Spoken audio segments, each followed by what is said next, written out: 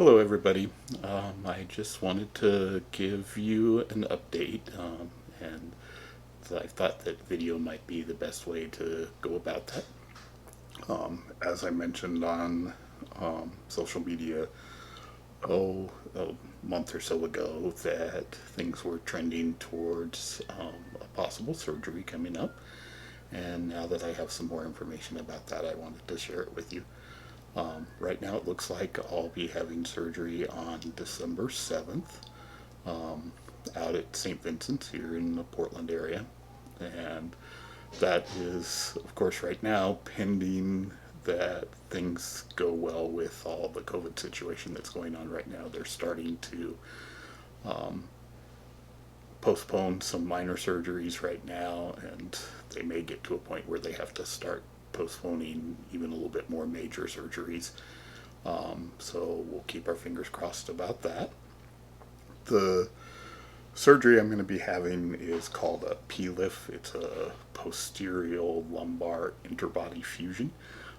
There's quite a bit of information out there about those. I'm going to link the information that my surgeon provides.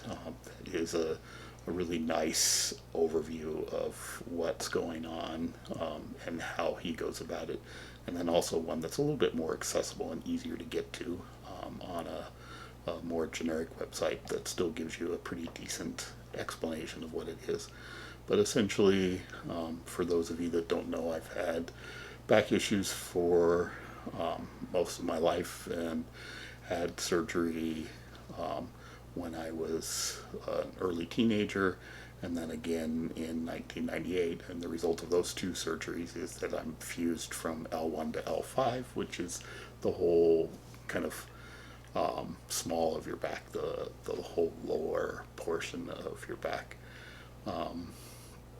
That was the second surgery was really major, but it was in 1998, and so I've gone 22 years with living a fairly normal life, and had some limitations and some flare-ups from here and there, but a lot of people I know didn't even realize that I had these kind of issues. I certainly didn't advertise it. And earlier this year, I started feeling some changes, some situations that I could normally kind of weave my way through and get myself feeling a little better. That just wasn't working as well. And by late August, over the course of about a week, it really went downhill fast. And so started seeking medical attention for that. Went out on disability from work on September 1st and went through a little bit of doctoring to end up with the right specialty, which turned out to be orthopedic surgeon rather than neurosurgeon. And with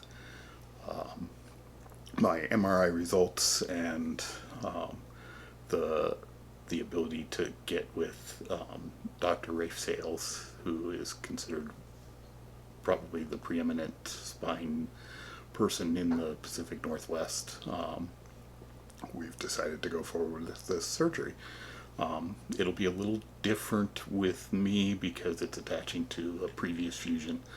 And so it's going to be a slightly more difficult surgery than is typical, take a little bit longer, but the prognosis is really, really good. Hope to be back at work about a month or so, about 4 or 5 weeks after surgery.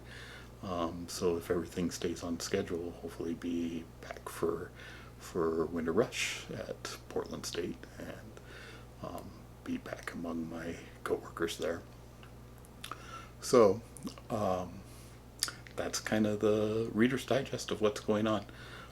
If you're interested in learning more, I am going to start kind of a video log series of what happens with me all the way through this process. That's going to be kind of aimed at a generic audience, not necessarily just my friends, but I found a couple of people who had done that with similar surgeries and thought that I wanted to do that too. It was kind of nice to see someone's progress through this whole experience, and so I'll be doing that, and I'll definitely put links to that here once that gets going.